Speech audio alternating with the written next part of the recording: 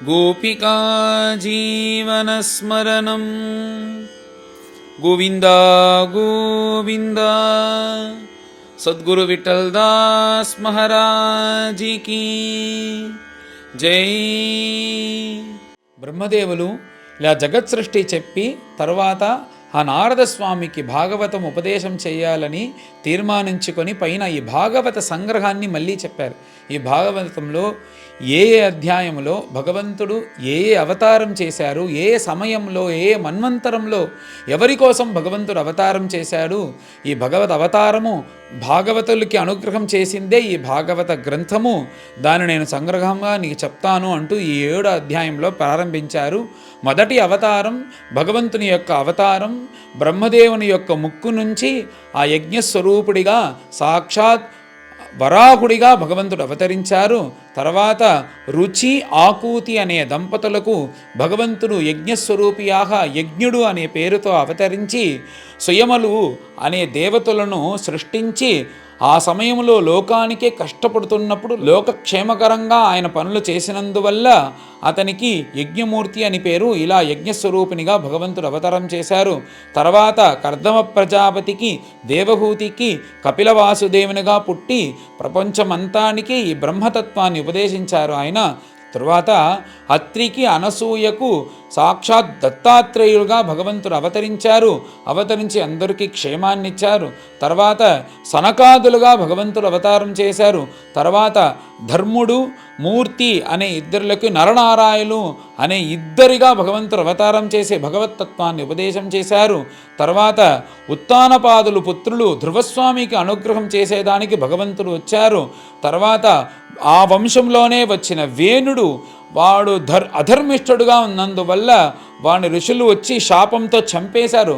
తర్వాత ఆ వేణుడి యొక్క శరీరం నుంచి యోగ ప్రభావం వల్ల ఋషులు ఒక బిడ్డను సృష్టి చేసినారు. అది ఎవరంటే సాక్షాత్ మహావిష్ణు పృథు అర్చిస్ దంపతులలాగే వచ్చి వీళ్ళు రాజ్య పరిపాలన చేసినారు. ఈ పృథు మహారాజా ఎలా రాజ్య పరిపాలన చేశాడంటే, ఎలా ఈ భూమినే ఒక ఆవులాగా చేసి ఆ ఆవులకు మనం ఎలా పాలు పిండి మనం క్షేమం ఇలా మనకు దక్కుతుందో అలాగనే ఈ భూమి అనే పశువుల దగ్గర నుంచి పాలు అనే ఔషధులనంతా పిండి అందరికీ క్షేమకరంగా చేసేలాగా చేసిన మహాప్రభు ఆయన పృథులాగా అవతారం చేశాడు భగవంతుడు.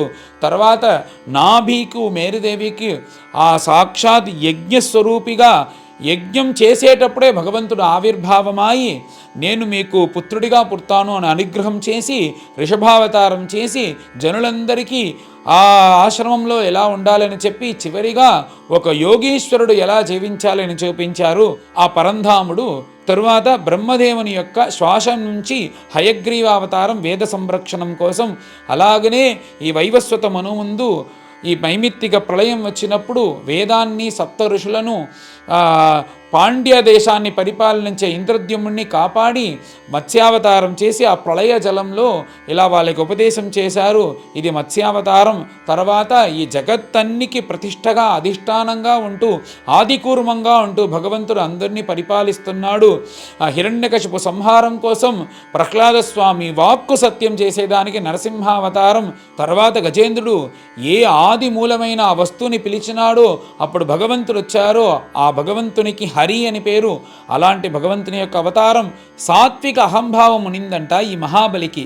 దాన్ని తొలగించాలని అదితికి కశ్యపునికి భగవంతుడు వామనమూర్తిగా అవతారం చేసి ఈ సాత్విక అహంభావాన్ని తొలగించారు.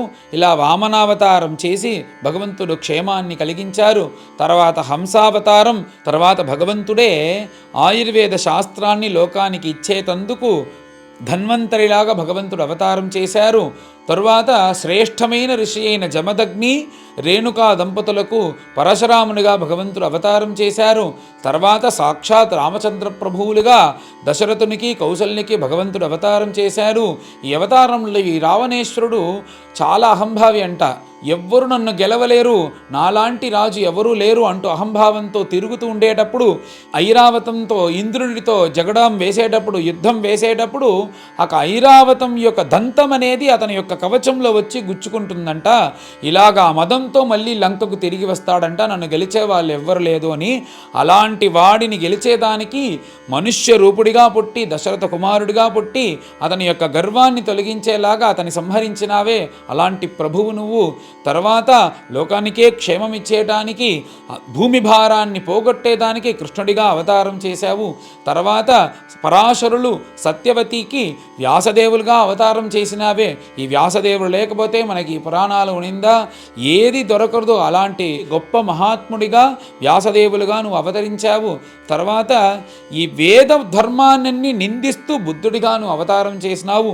చివరిగా ఎప్పుడైతే ఈ భూలోకంలో స్వాహా స్వధ అనేది లేకుండా పోతుందో అప్పుడు కల్కి అవతారం. స్వాహా స్వధ అంటే ఏమిటంటే, స్వాహ అనేది దేవత మనం చేసే హవిర్భాహాన్ని తీసుకొని దేవతల దగ్గర వెళ్ళి సమర్పిస్తుంది. స్వధ అనే దేవత మన చేసే ఆవిర్భాహాన్ని పితృలోకంలో ఉండే పితృదేవతల దగ్గర వెళ్ళి సమర్పిస్తుంది.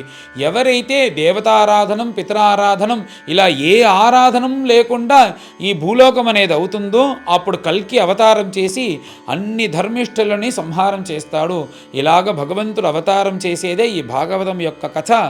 ఈ భాగవతాన్ని, భగవంతుణ్ణి ఎంతమంది మహాత్ములు ఇక్ష్వాకు, రైల, ముచుకుంద, విదేహ, గాధి, రఘు, అంబరీష అంటూ ఈ జగత్తునే, ఈ భూలోకాన్నే పరిపాలించే ప్రభువులందరూ కూడా భగవంతుడు చరణారవిందమే నాకు గతి అని అన్నీ వదిలేసి ఇలా భగవద్భక్తి చేసే అంత గొప్ప భగవంతుడు. అలాంటి భగవంతుని యొక్క గుణం చెప్పేదే ఈ శ్రీమద్ భాగవతం. ఈ భాగవతంలో భగవద్ అవతారము, భక్తులందరికీ భగవంతుడు అవతారం చేసేదే ఈ చరిత్రము. అలాంటి ఈ భాగవతము నేను నీకు పైన చెప్తాను. ఇది మా తండ్రి అయిన వ్యాసదేవుల దగ్గర అధ్యయనం చేసింది, ఇది నేను మీకు చెప్తాను అంటూ చెప్పి తర్వాత ఈ భాగవతం ఎలా చెప్పాలి అని అందరికీ చెప్తున్నారంట శుకదేవులు. యచాహరు భగవతి నృణాం భక్తిర్భవిష్యతి. ఎవరికైతే ఈ భాగవతం విన్న మాత్రంలో భక్తి అనేది కొంచెం కూడా లేకుండా ఉండేటప్పుడు, ఈ భాగవతం విన్న మాత్రలో మనం చెప్పే భగవద్గుణం, మనం చెప్పే ఈ భక్తి వల్ల వాళ్లకు నువ్వు కొంచెమైనా భక్తి వచ్చేలాగా సంకల్పం చేసుకొని ఈ భాగవతాన్ని చెప్పాలి అంటూ చెప్పి, అలాగనే నేను మీకు పైన మా నాన్న దగ్గర అధ్యయనం చేసి భాగవతం చెప్తాను అంటూ ఈ 7వ అధ్యాయంని పూర్తి చేశారు. పైన మనమందరం కలిసి పారాయణం చేస్తాం. అథ సప్తమోऽధ్యాయః. బ్రహ్మోవాచ యత్రోద్యతః క్షితితలోద్ధరణాయ బిభ్రత్ క్రౌడీం తనుం సకలయజ్ఞమయీం అనంతః అంతర్మహార్ణవ ఉపాగతమాదిదైత్యం తం దంష్ట్రయాద్రిమివ వజ్రధరో దదార జాతో రుచేః అజనయత్ సుయమాన్ సుయజ్ఞః ఆకూతి సూనుః అమరానథ దక్షిణాయాం లోకత్రయస్య మహతీం అహరత్యదార్తిం స్వాయంభువేన మనునా హరిరిత్యనోక్తః జజ్ఞే చ కర్దమగృహే ద్విజదేవహూత్యాం స్త్రీభిః సమం నవభిరాత్మగతిం స్వమాత్రే ఊచేయయా ఆత్మశమలం గుణసంగపంకం అస్మిన్ విధూయ కపిలస్య గతిం ప్రపేదే అత్రేరపత్యమభికాంక్షత ఆహతుష్టః దత్తో మయాహమితి యద్భగవాన్ సదత్తః యత్పాదపంకజపరాగ పవిత్రదేహాః యోగర్ధిమాపురుభయీం యదుహైహయాద్యాః తప్తం తపో వివిధలోక సృసృక్షయా మే ఆదౌ సనాత్ स्वतपसः स चतुस्सनोऽभूत् प्राक्कल्पसम्प्लव विनष्टमिहात्मतत्त्वं सम्यग्जगादमुनयो यदचक्षतात्मन्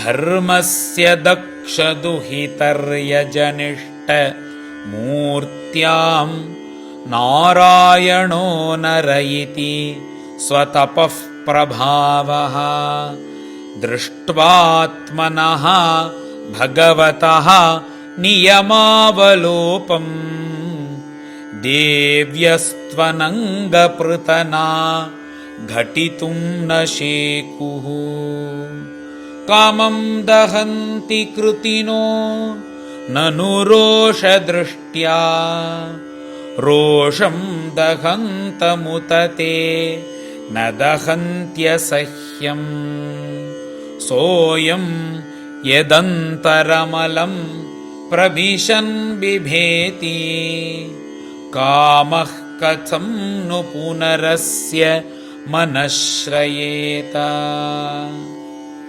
विद्धः सपत्नी उदितपत्रिभिरन्तिराज्ञः बालोऽपि सन्नुपगतः तपसेवनानि तस्मादात् ध्रुवगतिं गृणते प्रसन्नः दिव्यास्तुवन्ति मुनयः यदुपर्यधस्तात् यद्वेनमुत्पथगतं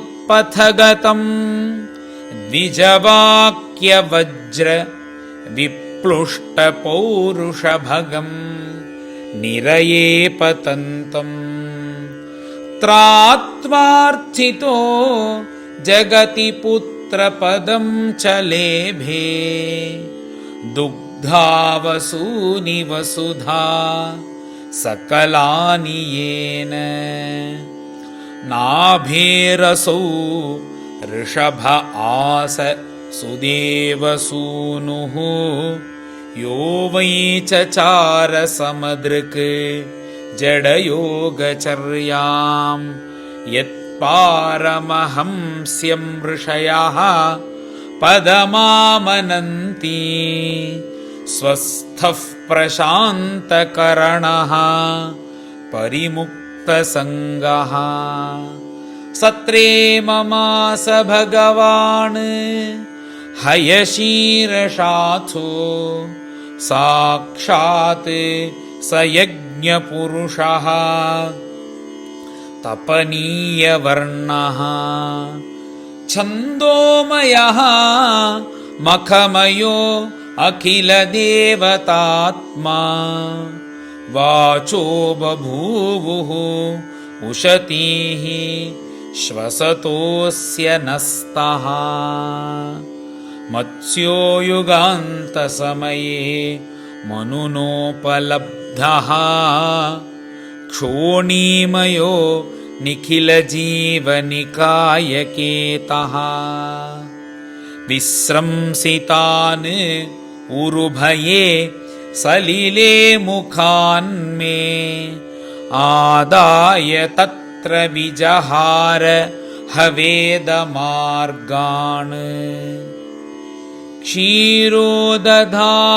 क्षीरोदधावमरदानव यूथपानाम् उन्मत्त्रथाम् अमृतलब्धय आदिदेवः पृष्ठेन कच्छपवपुः विदधार गोत्रम् निद्राक्षनो अद्रिपरिवर्त कषाणकण्डूः त्रैविष्टपोरुभयहास नृसिंहरूपम् कृत्वा भ्रमते भृगुटिदंष्ट्र करालवक्त्रम् दैत्येन्द्रमाशु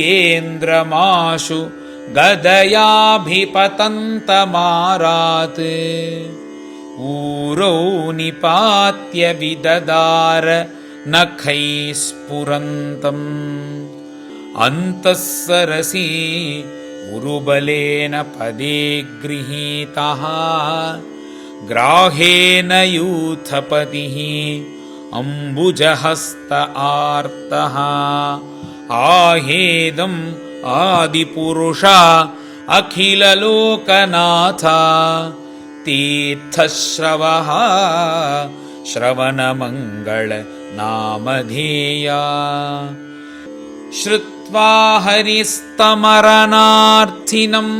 अप्रमेयः चक्रायुधः पदगराजभुजाधिरूढः चक्रेण नक्रकदनं विनिपाट्य तस्मात् हस्ते प्रगृह्य भगवान् कृपयोज्जहार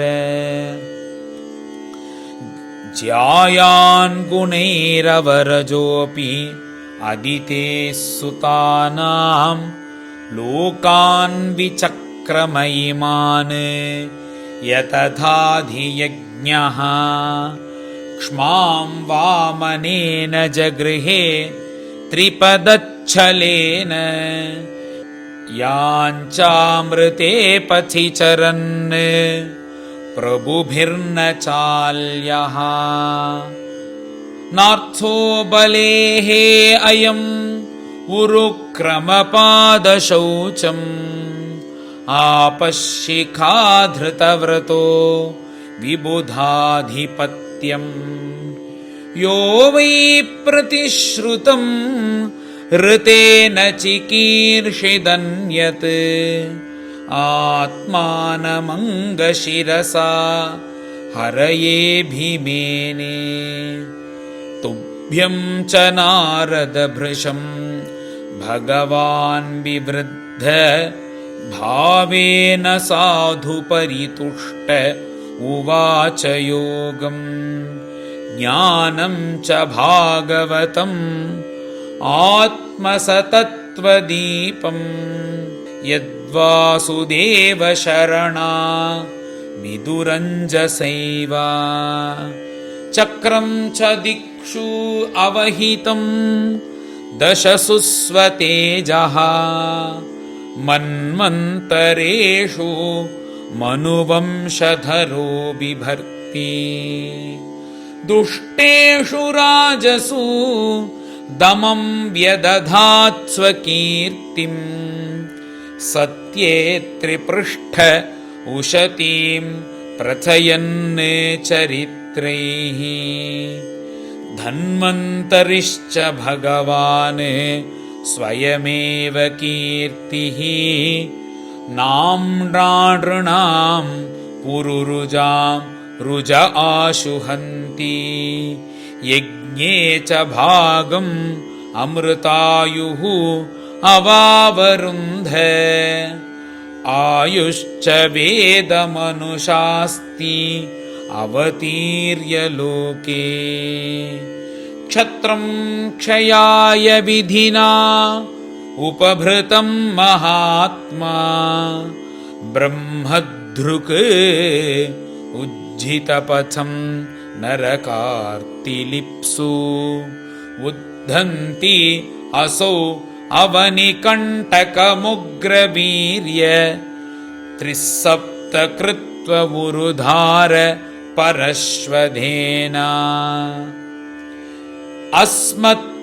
अस्मत्प्रसादसुमुखः कलया कलेश इक्ष्वाकुवंश अवतीर्य गुरोर्निदेशे तिष्ठन्वनं सदयितानुज आविवेश यस्मिन् विरुध्य दशकन्धर आर्तिमार्च्छत्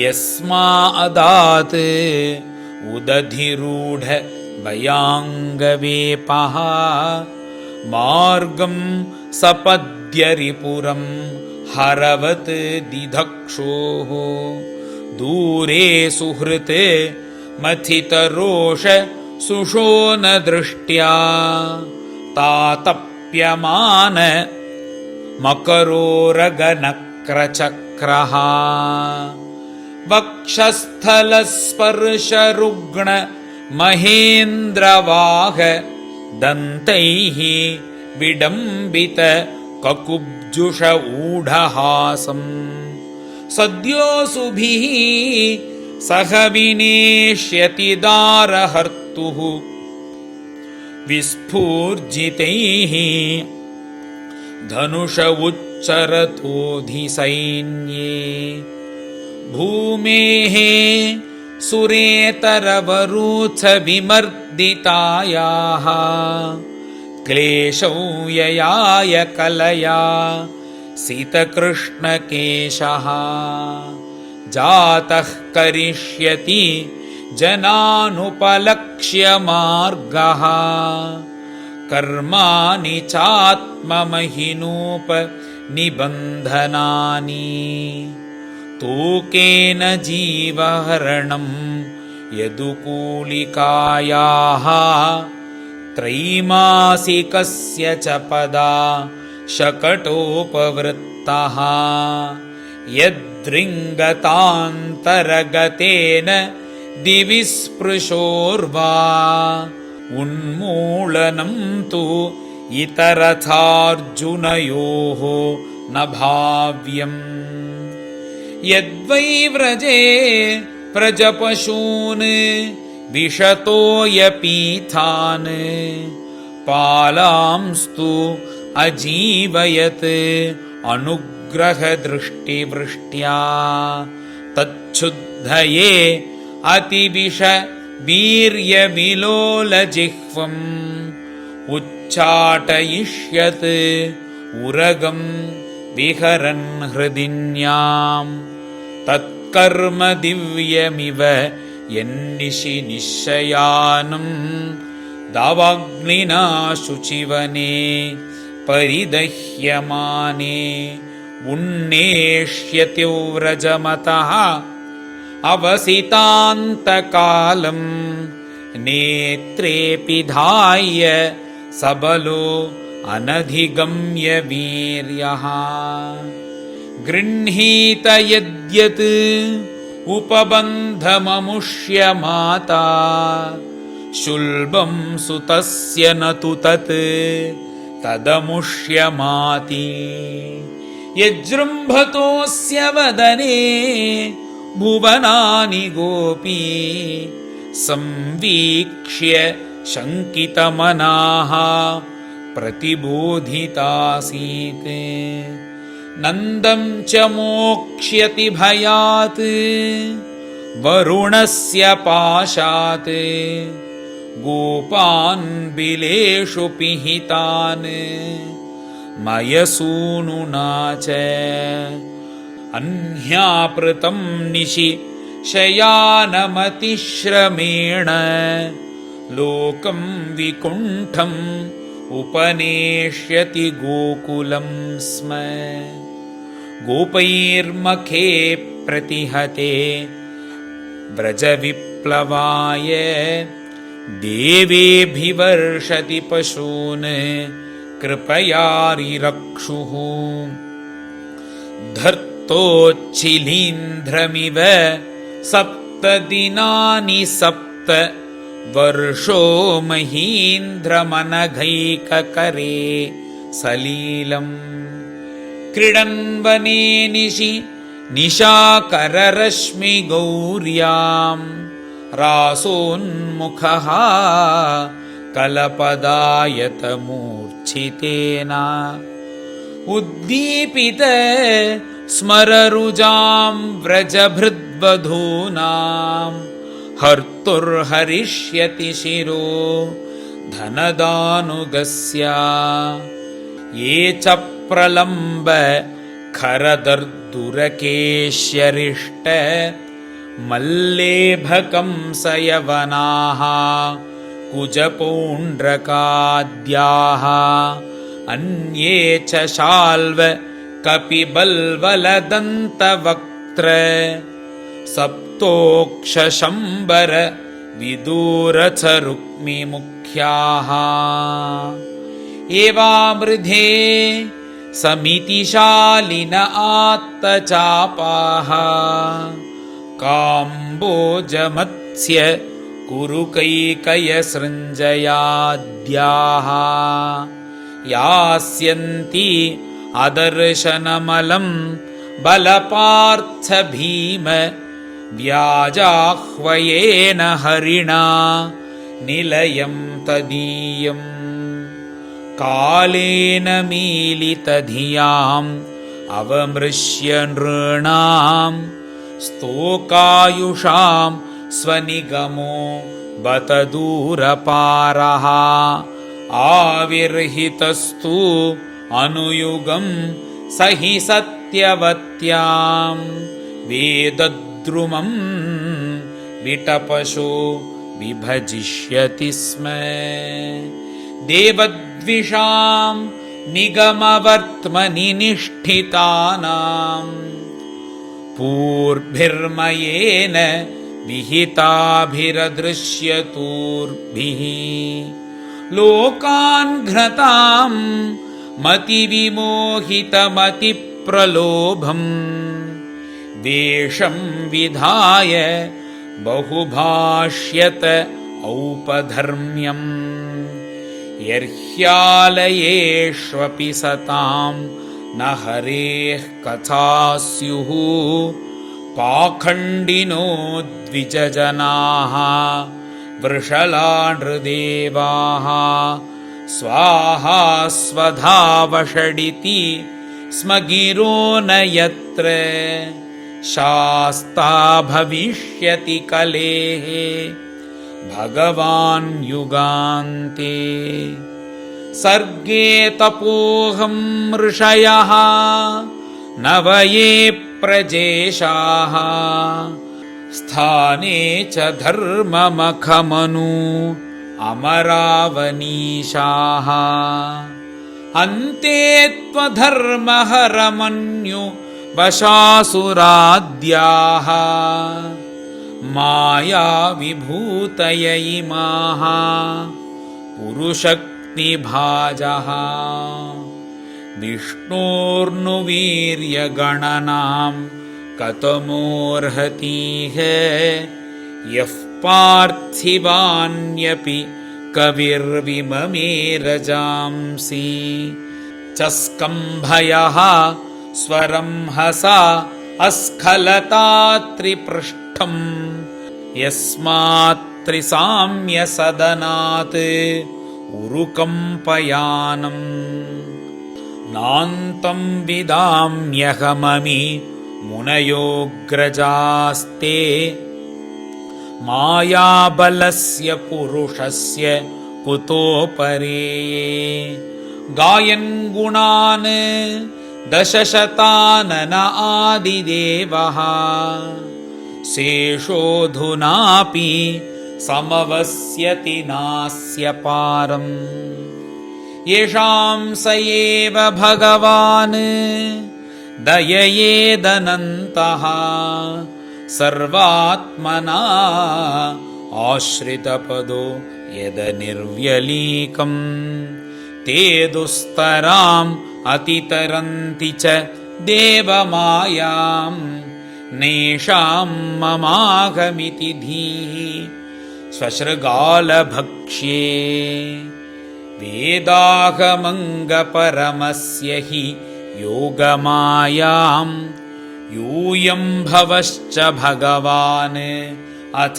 दैत्यवर्यः पत्नीमनोः स च मनुश्च तदात्मजाश्च प्राचीनबर्हिः ऋभुरङ्गवुत ध्रुवश्च इक्ष्वाकुरैलमुचुकुन्द विदेहगाधिः रघु अम्बरीष सगराः गयनाहुषाद्याः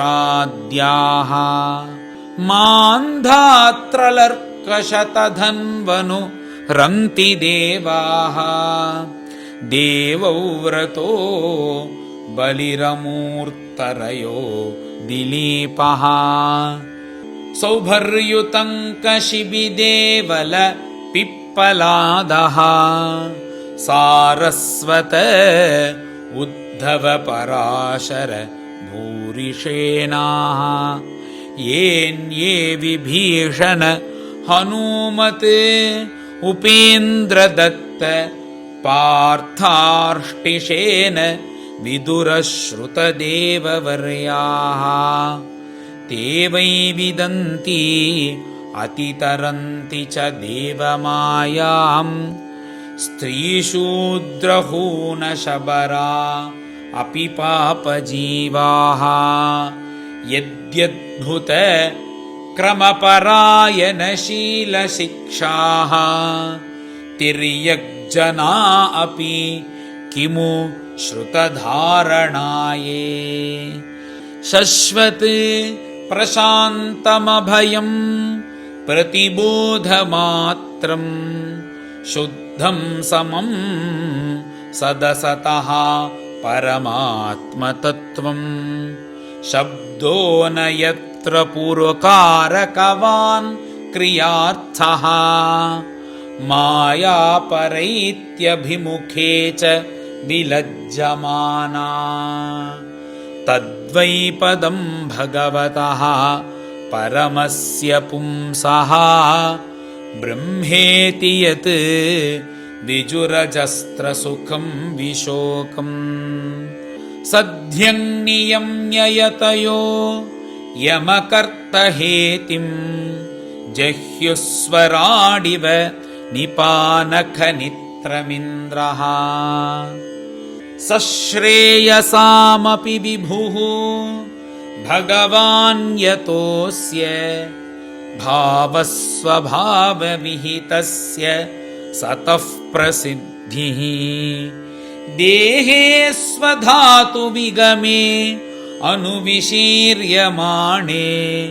व्योमेव तत्र पुरुषो न विशीर्यतेजः सोऽयं ते अभिहितस्तात भगवान् विश्वभावनः समासेन हरेर्नान्यत् अन्यस्मात् सदसच्चयत् इदं भागवतं नाम यन्मे भगवतोदितं संग्रहोऽयं विभूतीनां त्वमेतत् विपुलीकुरु यथाहरु भगवती नृणां भक्तिर्भविष्यति सर्वात्मनि अखिलाधारे इति संकल्प्य वर्णया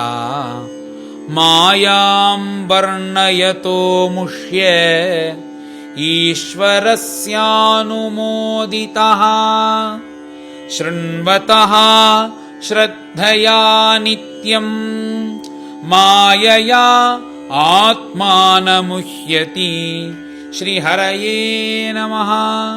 इति श्रीमद्भागवते महापुराणे द्वितीयस्कन्धे ब्रह्मनारदसंवादे सप्तमोऽध्यायः।